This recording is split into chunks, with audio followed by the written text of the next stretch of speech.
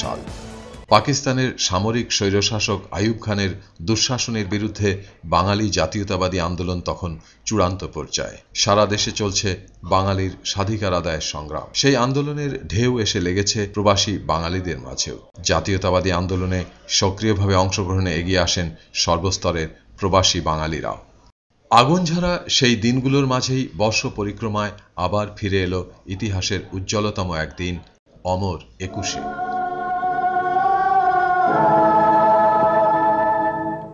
ঐতিহাসিক ওই দিনটিতেই বিলেতে যাত্রা শুরু হলো সাপ্তাহিক জনমতের। ১৯৬৯ সালের ২১শে ফেব্রুয়ারিতে আমাদের অমর ঐতিহাসিক ভাষা দিবসে বিলেতে এই পত্রিকার জন্ম।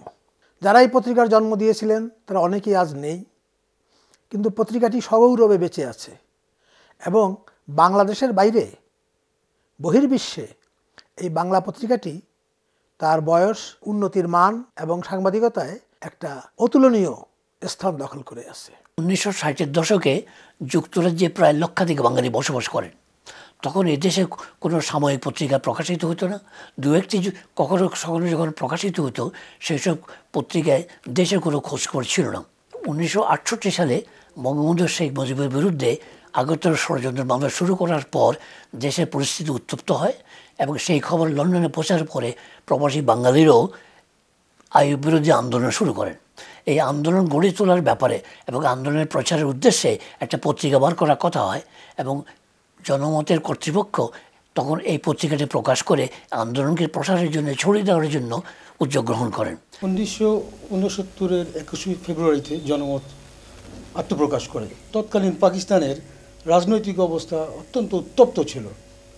এই জন্য বলছি যে পূর্ব এবং পশ্চিম পাকিস্তানের মধ্যে যে অর্থনৈতিক বৈষম্য দেখা দিয়েছিল সেটা এমন এক পর্যায়ে গিয়ে পৌঁছেছিল সেই সময়টায় যে বাঙালিদের কাছে এটা অসহনীয় হয়ে উঠেছিল। এক নম্বর ছিল। দ্বিতীয়ত, সেই সময় বঙ্গবন্ধু শেখ মুজিবুর রহমানকে অকারণে আগরতলা কনস্পিরেসি কেসে জড়ানো হয় এবং তাকে গ্রেফতারও করা হয়। তো এগুলো আমরা যখন প্রবাসে এগুলো খবর জানতাম, আমাদের যেহেতু কোনো মুখপত্র ছিল না, ওখানে কোনো বাংলা মাধ্যম ছিল না লন্ডনে, আমরা ফিল করতাম যে সেই সময় একটা বাংলা পত্রিকার প্রচণ্ড প্রয়োজন আছে এবং এটাই মেইন উদ্দেশ্য নিয়ে আমরা শুরু করি এটাকে। ১৯৬৯ সালের সেই ২১শে ফেব্রুয়ারিতে জনমতের প্রতিষ্ঠা যারা করেছিলেন তারা হলেন এটিএম ওয়ালি আশরাফ, ফজলে রাব্বি মাহমুদ, আনিস আহমেদ এবং ফিজির জন্ম নেয়া অবাঙালি ব্রিটিশ নাগরিক এস.জেড. শাহ। এদের মধ্যে ওয়ালি আশরাফ আজ আর আমাদের মাঝে বেঁচে নেই। অন্যতম প্রতিষ্ঠাতা সম্পাদক ওয়ালি আশরাফের, আনিস আহমদের যে ত্যাগ তিতিক্ষা, তাতে কাগজটি তখনই সকলের দৃষ্টি আকর্ষণ করেছিল। আমি মুজিবনগরে বসে এই কাগজ পেতাম এবং এই কাগজে আমি লিখতাম। জনমতের প্রতিষ্ঠাতা যারা ছিলেন তাদের মধ্যে অন্যতম যে প্রতিষ্ঠাতা সম্পাদক জনাব এটিএম ওয়ালি আশরাফ, তিনি আমার অগ্রজ প্রতিম ছিলেন। ঢাকা বিশ্ববিদ্যালয়ের আমাদের 1 বছর জ্যেষ্ঠ ছিলেন।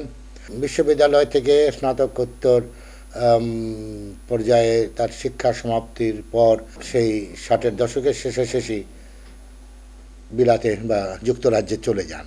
যুক্তরাজ্যের মাটিতে বলতে গেলে বাংলাদেশি বাঙালির প্রথম যে প্রকাশনা, সেই জনমতের প্রতিষ্ঠা করেন। এমন এক সময় জনমতের আবির্ভাব যখন বিলেতে একটি বাংলা সংবাদপত্র প্রকাশ সহজ ছিল না। এটি একটি সাদামাটা রেমিংটন টাইপরাইটার, কিন্তু অসাধারণ এক ইতিহাস ধারণ করে আছে এই লেখন যন্ত্রটি। আজ থেকে 40 বছর আগে আমাদের পূর্বসূরীরা যখন সব প্রতিকূলতা জয় করে নিয়ে জনমত প্রকাশের লক্ষ্যে স্থির অবিচল, তখন ওই নতুন প্রকাশনাটির পাতা সাজানোর জন্য ব্যবহার করা হয়েছিল এই টাইপরাইটার। পরবাসে বাঙালির পরম সুহৃদ অভিভাবক, কমিউনিটির অবিসম্বাদিত নেতা তসদ্দুক আহমেদ জনমত প্রকাশের কাজে ব্যবহার করার জন্য নিয়ে এসেছিলেন তার নিজের এই টাইপরাইটারটি। বিলেতে বাঙালির অগ্রযাত্রার এই প্রতীকটি এখনো সযত্নে রাখা আছে জনমত কার্যালয়ে। তসদ্দুক আহমেদ আজ আমাদের মাঝে বেঁচে নেই, কিন্তু তার সুমহান এক উজ্জ্বল স্মৃতি তিনি রেখে গেছেন আমাদের মাঝে। জনমতের প্রতিষ্ঠার ব্যাপারে একজন মানুষের অনেক অবদান আছে। তিনি প্রয়াত তসাদ্দুক আহমেদ। আমাদের তসাদ্দুক ভাই এই কমিউনিটিকে আজকের পর্যায়ে উন্নীত করার ব্যাপারে সর্বক্ষেত্রেই তার বিরাট অবদান আছে। তিনি এখন প্রয়াত। এই জনমত বের করার পরিকল্পনা যখন হয়, তখন তার একটি মুনিরা অপটিমাম টাইপ মেশিন ছিল। এটি জনমতকে তিনি দান করেন এবং এই মেশিনটাতেই জনমত ছাপা শুরু হয়। হাঁটতে হাঁটতে একদিন তসাদ্দুক ভাইয়ের সঙ্গে এই জনমতে আমি আসি, আর পরে তো জানলাম যে জনমত তার ডোনেটেড টাইপরাইটার দিয়ে শুরু। সেই তসাদ্দুক ভাইয়ের সঙ্গে যখন আসতাম, তখন মনে হতো যে তসাদ্দুক ভাইয়ের হাতের মধ্যে, কাঁধে যে ঝোলা ছিল, ঝোলাটা সবসময় একটা কিছু বার করে উনি দেখাতেন, দেখো আমার মিলেনিয়ামের প্ল্যান। মানে এত দূরদর্শী ছিলেন তিনি। এবং এই জনমতে তার হাত ধরেই আসা, এবং দেখেছি জনমতের দূরদর্শিতা তখন। জনমত প্রতিষ্ঠার উদ্যোগটি নিতান্ত কুসুমাস্তীর্ণ ছিল না। নানা প্রতিকূলতা অতিক্রম করে এগুতে হয়েছে এর সাহসী উদ্যোক্তাদের।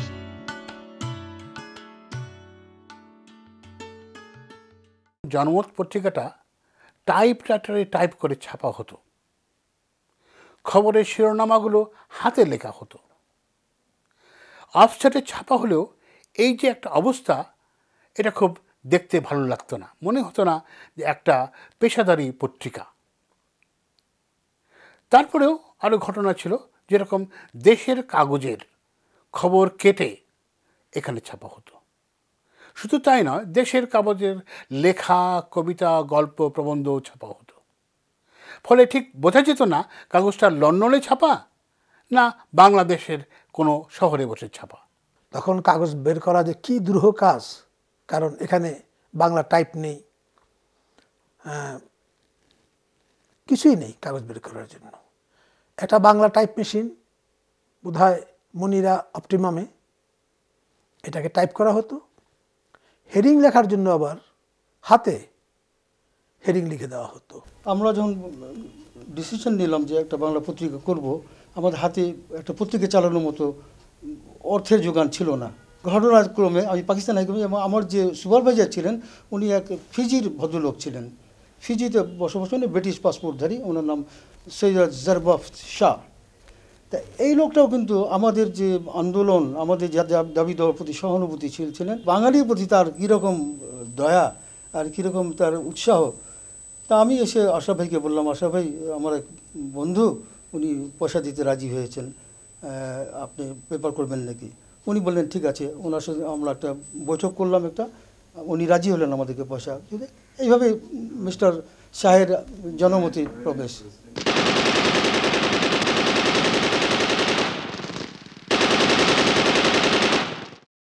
উনিশশো ৭১ সাল বাঙালির অর্জন আর বিসর্জনের মহত্তম সময়। মাতৃভূমির স্বাধিকার আন্দোলন যখন পাকিস্তানি সামরিক চক্র অস্ত্রবলে নিঃশেষ করার ঘৃণ্য ষড়যন্ত্রে মেতে উঠেছিল, তখন সেই বলদর্পী শাসক গোষ্ঠীর বিরুদ্ধে শেষ লড়াইয়ে অংশ নিয়েছিল বাঙালি জাতি।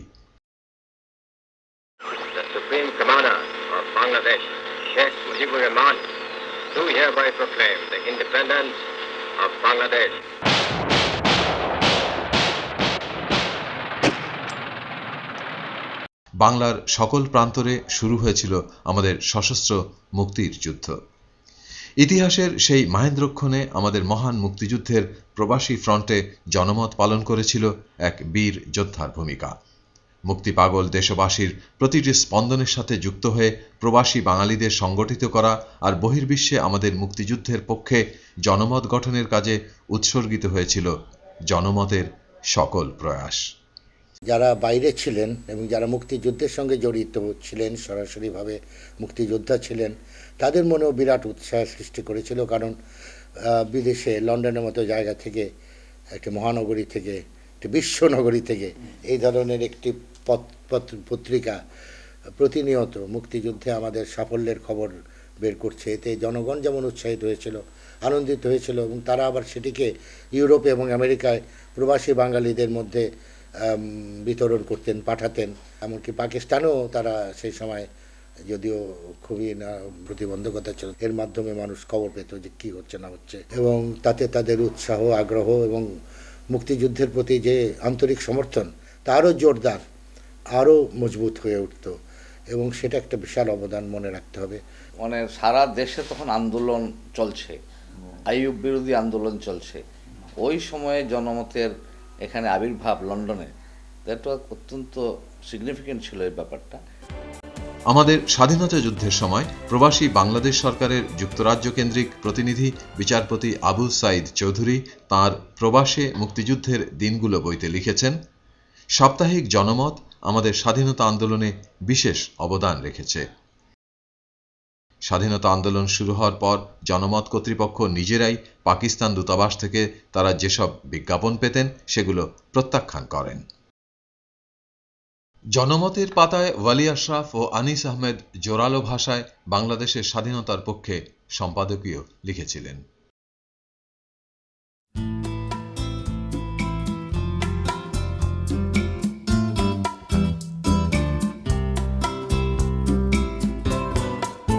বিলেতে এসে বসবাস করতে থাকা এথনিক কমিউনিটিগুলোর মধ্যে বাঙালি কমিউনিটি নবীন হলেও এই কমিউনিটির দ্রুত বিকাশ করতে থাকার কারণে দেখা দেয় তাদের নানা চাহিদা পূরণের প্রয়োজন। এদের মধ্যে অন্যতম একটি প্রয়োজন ছিল একটি বলিষ্ঠ সংবাদ মাধ্যম। জনমত নিবেদিত প্রাণ একদল সংবাদকর্মী এখানে প্রতিদিন বুনে চলেছেন বাঙালি কমিউনিটির হালফিল দিনলিপি।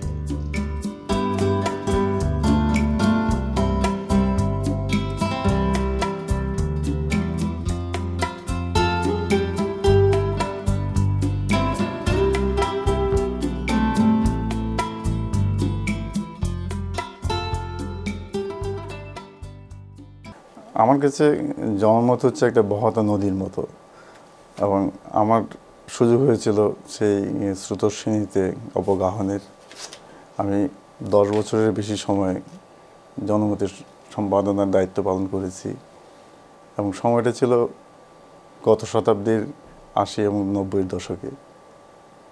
আমি এই সময়টা জনমতের জন্য এবং ঠিক সেই সাথে এখানকার বাংলাদেশি কমিউনিটির জন্য একটা বিশেষ যুগ সন্ধিক্ষণ ছিল বলে আমার ধারণা। এবং সেই সময়ে আমরা সাধ্যমতো চেষ্টা করেছি আমাদের দায়িত্ব পালন করার জন্য, এবং এই সময়ে জনমতকে পেশাগত দিক থেকে এবং প্রযুক্তিগত দিক থেকে আমরা সমৃদ্ধ করার চেষ্টা করেছি। এবং তার পাশাপাশি এই সময়ে বিলেতের যেটা আগে আমরা বলতাম প্রবাসী বাংলাদেশি, সেই প্রবাসী বাংলাদেশিদের ব্রিটিশ বাংলাদেশিদের উত্তরণের সেটা ছিল সময়, এবং সেই গুরুত্বপূর্ণ সন্ধিক্ষণে আমরা মনে করি যে আমরা একটা ঐতিহাসিক ভূমিকা পালন করেছিলাম। কারণ জনমত হচ্ছে প্রবাসী বাংলাদেশের মানুষের ঠিকানার মতো, এবং আমরা এসে একটা জিনিস খেয়াল করে দেখতাম যে জনমত কিন্তু আপনার কোনো একটা অখণ্ড বাংলাদেশের চিত্রকেই ধারণ করত, এবং একই সাথে সাথে যে প্রবাসী বাংলাদেশের যে একটা চিত্র সেটাকেও ধারণ করত। এবং এখানকার শুধু পলিটিক্স না, এখানকার আমি খুব লক্ষ্য করে দেখতাম এখানে কেউ যদি একটা কমিউনিটির একটা নতুন কার্যক্রম শুরু করতে যেত, এমনকি আমার মনে আছে অনেকে এসে আমাদের বাংলাদেশি যারা স্টুডেন্টরা এসে হয়তো এখানে আপনার এসে একটা টিউশনি করবে বা কোনো একটা কালচারাল অর্গানাইজেশনের সাথে জড়িত হবে, অনেকে জনমত অফিসে আসতো খোঁজটা নেওয়ার জন্য। তো জনমত একটা সেতু বন্ধনের কাজ করেছে শুধু বাংলাদেশ বা প্রবাসী বাংলাদেশের মধ্যে না, প্রবাসে যে বাংলাদেশি আছে তাদের মধ্যেও। এবং এখানে এসে আমরা বিভিন্ন জনের সাথে পরিচিত হই। এই সেতু বন্ধনটা আমাদের সংস্কৃতি, আমাদের সাহিত্য, আমাদের অর্থনৈতিক সামাজিক কর্মকাণ্ড, এমনকি আমাদের ধর্মীয় কর্মকাণ্ড প্রবাস জীবনে খুব বেগবানভাবে উপস্থাপন করার ক্ষেত্রে জনমত একটা বিশাল ভূমিকা রেখে চলেছে। এবং আমি মনে করি যে জনমতের সাফল্য, মানে জনমতের ইতিহাস হচ্ছে লন্ডনে বাংলাদেশিদের ইতিহাস। জনসেবায় আমাদের নেতৃত্বের স্বীকৃতি আসছে খোদ ব্রিটিশ সরকারের তরফ থেকে। I remember Janamot from my days as a young child because my father used to read it. So it used to be in our house. You could always see it, or Dad would get hold of it and look at Janamot. It was at that time, the premier paper. I think it still is. সমাজ সংস্কারের নানা সমস্যার সমাধানে এদেশের মূল ধারার সাথে একযোগে কাজ করে চলেছে আমাদের তরুণীরা। তাদেরকে দক্ষভাবে পরিচালনা করছেন জনমতের বর্তমান সম্পাদক নবাবউদ্দিন। বুধবার জনমতের ডেডলাইন। অন্য আর যে কোনো দিনের চেয়ে এদিনের ব্যস্ততা শতগুণ বেশি। কমিউনিটির শেষ সংবাদ, বাংলাদেশের সর্বশেষ খবর সংগ্রহ আর সেগুলোর ছাপার জন্য প্রস্তুত করার এক বিরাট কর্মযজ্ঞ বুধবার দিনটিতে যোগ করে এক নতুন মাত্রা। কমিউনিটির সংগ্রাম, বিশ্বাস, অঙ্গীকার আর সে সাথে জন্মভূমি বাংলাদেশের আনন্দ বেদনার সাথী হয়ে এগিয়ে চলেছে আমাদের জনমত। আমরা কমিউনিটির সংবাদকে প্রাধান্য দিয়ে থাকি। এক্ষেত্রে অনুরাগ বা বিরাগের কোনো আনুকূল্য দেখানো হয় না। জনমত জনমানুষের কথা বলেই লন্ডনে আসার পর 2000 সালের মে মাসে আমি জনমতের সঙ্গে সংশ্লিষ্ট হই এবং জনমতের যে পলিসি বা জনমতের যে বক্তব্য, সেই বক্তব্য আমার চিন্তা চেতনার, যেমন মুক্তিযুদ্ধের চেতনা, সেকুলারিজম, এই সমস্ত চেতনা জনমত ধারণ করেই বলেই জনমত আমি একই মহলার বাসিন্দা হয়ে গেছি। জনমত কার্যালয় থেকে পাঠানো পত্রিকার সকল পৃষ্ঠা ঠিকমতো বুঝে নেয়া, সেগুলো যথাযথভাবে মুদ্রণ উপযোগী করে তৈরি করা, প্রযুক্তিগত সকল দিক পরীক্ষা নিরীক্ষা শেষে মুদ্রণের প্রস্তুতি গ্রহণ, নিখুঁতভাবে এসব কিছুই সমাপন শেষে শুরু হয় মুদ্রণ পর্বের।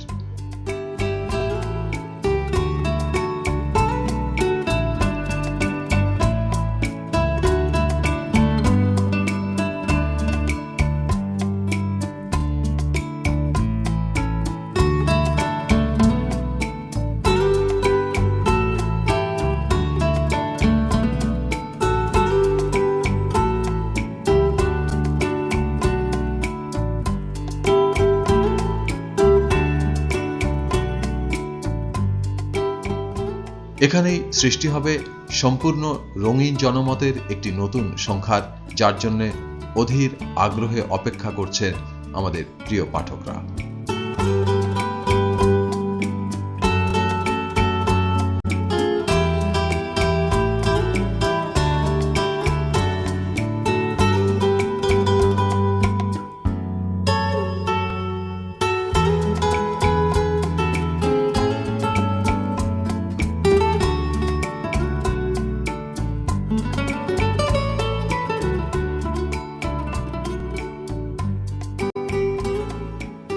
মুদ্রণের পালা শেষ। এবার জনমত যাবে তার প্রিয় পাঠকদের হাতে। প্রিন্টার্স থেকে পত্রিকার সকল কপি এসে পৌঁছেছে জনমত কার্যালয়ে। অনেকে বলেন বিলেতে বাংলা সংবাদপত্রের ভবিষ্যৎ অন্ধকার, কিন্তু আসলে বিলেতে ভবিষ্যৎ আমি বলবো উজ্জ্বল। কারণ জনমতের মতো একটা পত্রিকা 40 বছর পার হয়ে এসেছে এবং এই অনেক চড়াই উতরাই গেছে। যে পত্রিকা 4 পাতা থেকে শুরু হয়েছিল, এখন উন্নত প্রযুক্তির মাধ্যমে এই পত্রিকা সারা দেশে এবং ইউরোপেও জনমতের অনেক পাঠক রয়েছে। সংশ্লিষ্ট কর্মীরা সবাই প্রস্তুত। এলাকা ভিত্তিতে এক একজন নিয়ে যাচ্ছে তার এলাকার জনমত পৌঁছে দিতে। এভাবেই চলে এসেছে 40তম প্রতিষ্ঠা বার্ষিকীর দিনটিও। At Janamot, we have a very respectable database of subscribers worldwide. That includes, whole of Europe, countries like Italy, Germany, go to Africa. We've got subscribers in Kenya. It's amazing that how many the Bangladeshi people living globally knows the name Janamot, and they have a rolling continuous subscriptions. So that's a very impressive one, and we take pride in that, and we make sure that we've always believed that the only reason these people are continuously subscribing is purely because of the level of quality we have. 4টি দশক জুড়ে জনমত প্রতি সপ্তাহের নির্দিষ্ট দিনটিতে যথাসময়ে পৌঁছে গেছে পাঠকদের হাতে। বিলেতকে বলা হয় তৃতীয় বাংলা।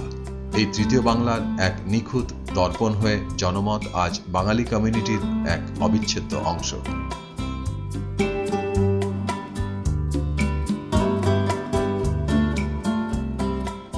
জনমত আজ শুধু একটি স্বাধীন সংবাদপত্রই নয়, জনমত আজ এখানে মানুষের ভালোবাসার আরেক নাম।